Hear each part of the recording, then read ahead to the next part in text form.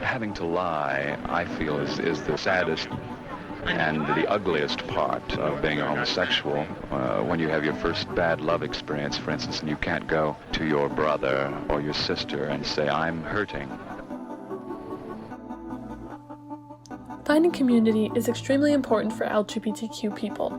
Because of our shared experiences and fears, we understand each other in a way other people can't. At least, not completely. But not all of us live somewhere with a thriving queer community, so it can be scary to question whether we'll ever find those connections, both platonic and romantic, in more conservative places. And then I started thinking about it more, and I was like, if I stay in Iowa, am I going to die alone? It might seem stupid, but for queer people living in Iowa, like myself, I think it's a rational fear. For decades, LGBTQ individuals born in the Midwest have escaped to the coast of the United States in search of communities more supportive of their identities. This has resulted in skewed populations of LGBT people geographically, with groups flocking to larger, predominantly liberal cities such as San Francisco, Portland, and Austin.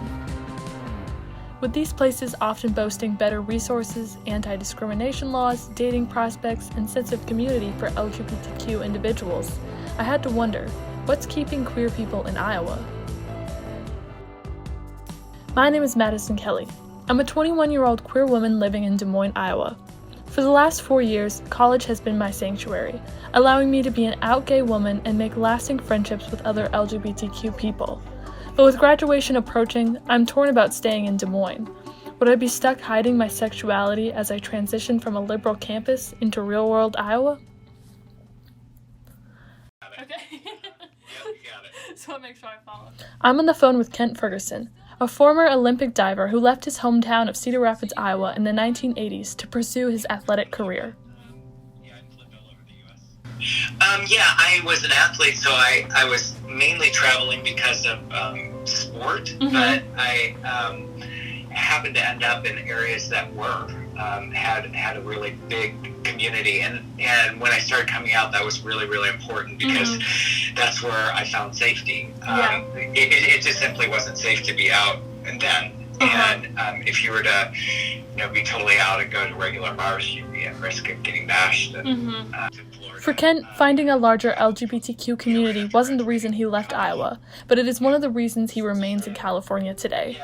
But even in bigger cities, finding queer friends wasn't always easy. The folks that do stay in the Midwest, they're really good folks, right? They're good people. They stay there. Right here, we see it's just turning. The group just turns. There's no stability here in the groups. They're in and out. Rarely do you have. It's hard to find a stable group of folks to hang with because they move so fast, right? Interesting. Because people, for example, Iowa has changed significantly since Kent left in the 1980s. In 2001, the Des Moines City Council passed a local ordinance protecting residents from discrimination based on sexual orientation. In 2009, Iowa was the third state to legalize same-sex marriage. And as of 2020, approximately 3.6% of the Iowa population identifies as LGBTQ. But even today, queer people question their place in Iowa. Isa Barrett is a 22-year-old non-binary political organizer and activist who recently made the decision to remain in Iowa for their career.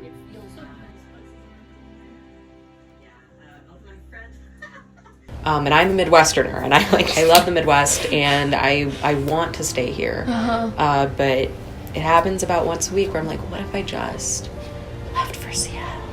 What if I just left for one of these places where it's this queer oasis and rainbows everywhere? I don't know.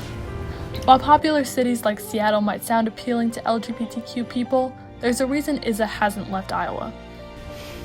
But on the coasts, and this is taken from experience, even though there are more queer people, it is not as tight-knit. And that is something that I wouldn't give up for anything here in Des Moines.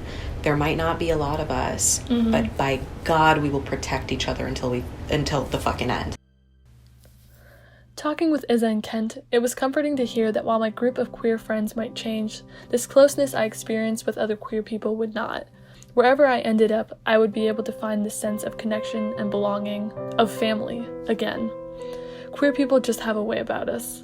Sometimes it's about survival, sometimes it's about understanding, but regardless, we find each other.